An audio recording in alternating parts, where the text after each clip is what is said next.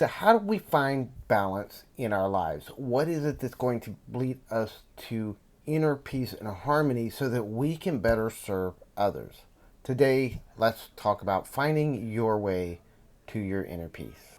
Hi, my name is James, and I share my thoughts on life and some of the experiences I've gone through as I've grown and been studying spirituality over the last few years.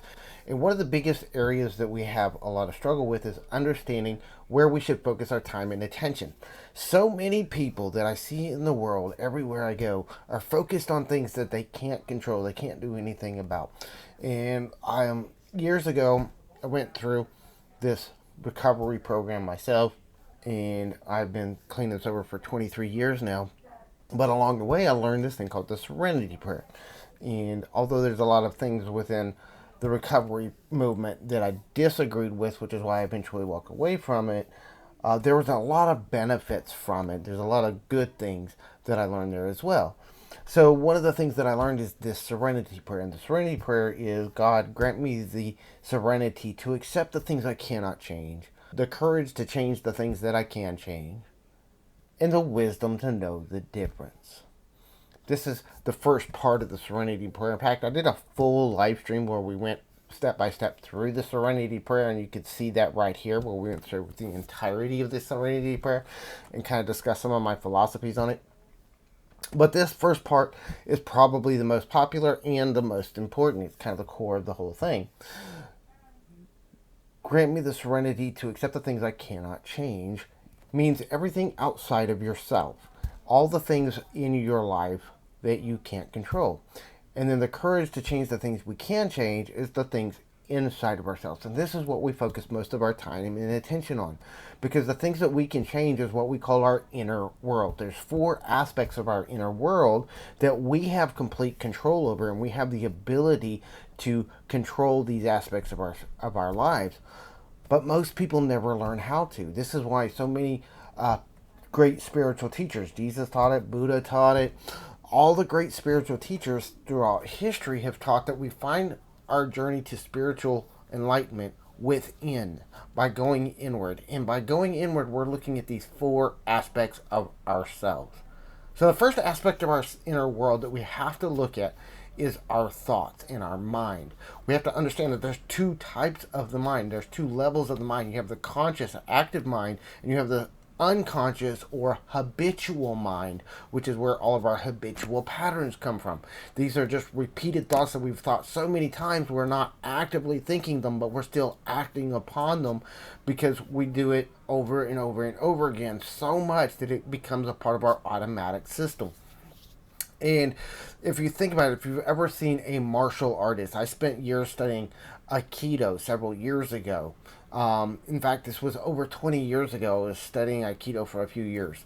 And when we would practice movements in Aikido, we would do them over and over and over again. Our sensei had us repeat those motions over and over and over. And the reason why is because we were training this into our automatic system. We were training this into our bodies to react in certain ways. And after that, now it's been over 20 years since I've practiced Aikido, and I still find myself when somebody moves just right around me or somebody gets into my space, I will start reacting automatically without even thinking about it. And I haven't even practiced Aikido in 20 years in it because it's so ingrained into me. It's just a part of my automatic system.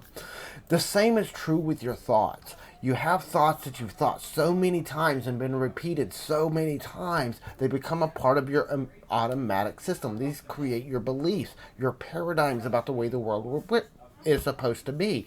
And all of these thoughts are controlling a lot of the things that you don't like about your life. So you have to start diving into learning how to control your thoughts, and you have to start by controlling your active thoughts, but then you also have to start delving into your unconscious thoughts and start rewriting those unconscious thoughts that are creating havoc in your life. And I've spent a lot of time, and I will spend a lot of time sharing what I've been through over the last 20 years, sharing these ideas and learning how to shift these thoughts inside my own unconscious mind. So that's the first aspect of our inner world, is our thoughts, our mind, body. The second aspect is our spirit body, our spiritual selves. We are spiritual beings having a physical experience on this planet, and because of that we have this spirit body, this body of that is greater than ourselves. It is the part of ourselves that existed before we were born, and it's going to continue existing after we're gone. And because we have this spirit body came to this place with an intention, and it came with purpose. And when we talk about finding purpose, all we're talking about is really finding alignment with our spiritual self, with our inner being, with that part of ourselves that existed before we came to this place. And so we also have the ability to control our connection and our alignment with that aspect of ourselves and with that intention for which we came to this place. And when we do, life gets into a flow state. But we have to align our thoughts with that self. And how do we know that? How do we know when we're in that alignment? Well, this is where the third body comes in. The third aspect of ourselves is our emotional self, and this is our emotional guidance system. Our emotional guidance system is really the bridge between the spirit and the mind, and the emotions let us know when we're in alignment. So if you're thinking a thought that is out of alignment with your spirit, then you're going to feel negative emotion. When you think a thought that is in alignment with your spirit, then you are going to feel positive emotion. And so we have this duality, this polarization of emotion within ourselves, and it works on a scale. And when you are in the more positive emotional states, then you're going to be able to more actively create the life that you desire. When you're in the negative emotional states, you're generally creating the life that you don't desire. You're focused on things that are outside of your intention, and because of this, you're creating a lot of chaos in your life. This is understanding the law of attraction, the law of vibration, and we're going to go deeper into all of these things in later videos. So for right now, just understand we have the mental self, we have the spiritual self, we have this emotional self, which is kind of the guidance system that lets us know where we're at in that place of alignment. And then we have our physical self, our physical body. And our physical body is also another part of that guidance system, but it's also the actions that we take.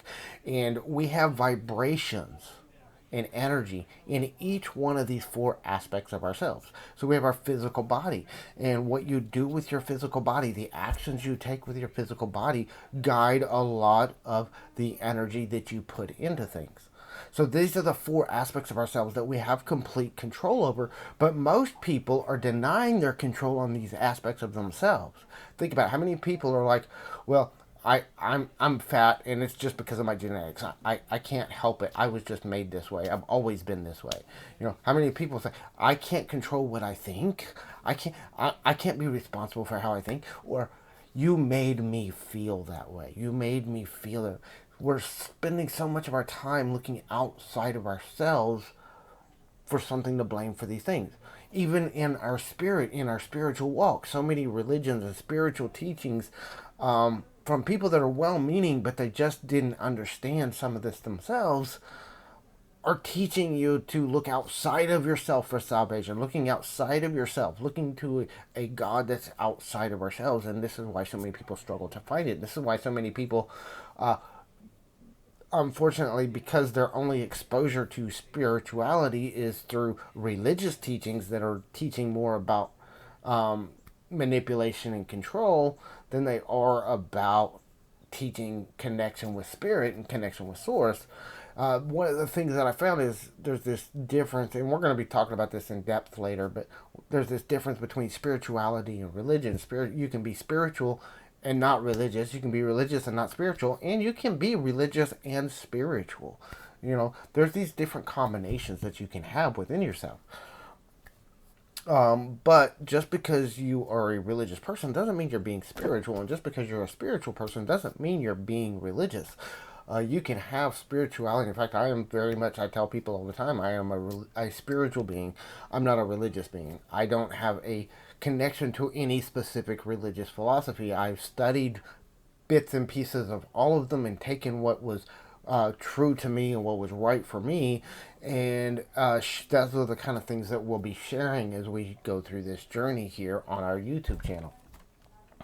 Now, one of the things that we found is we can find our harmony, we find our balance by focusing on these four aspects of our inner world: what we feed our bodies, what we put into our bodies, what we do with our bodies, the actions that we take. You have to take physical action in this life in order to bring about physical results. But we want to focus our actions on first finding our alignment in our mind and in our emotions and our spirit. And when we find our alignment in those three aspects of ourselves, then we take action from that place through what we call inspiration. This is where you get an intuition, you get an idea to do something that is going to lead you in the direction you desire to go.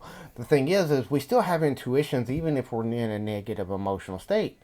But those intuitions are convoluted by our negative emotional state and sometimes twisted, and sometimes we take the wrong actions because we're taking actions that will lead us down the path of where we're at and where we're coming from vibrationally, not where we want to go.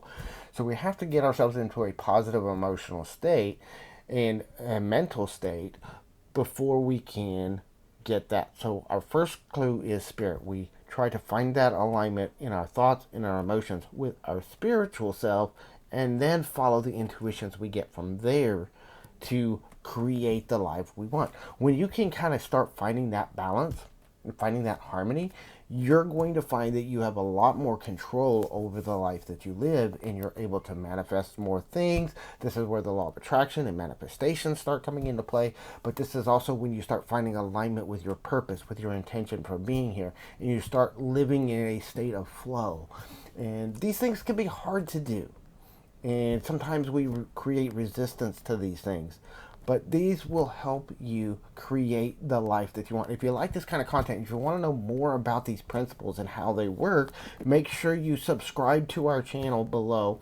And we're going to be sharing more in-depth information on each one of these aspects of ourselves and how to make the shifts and find the alignment within each one so that you can live the life that you desire.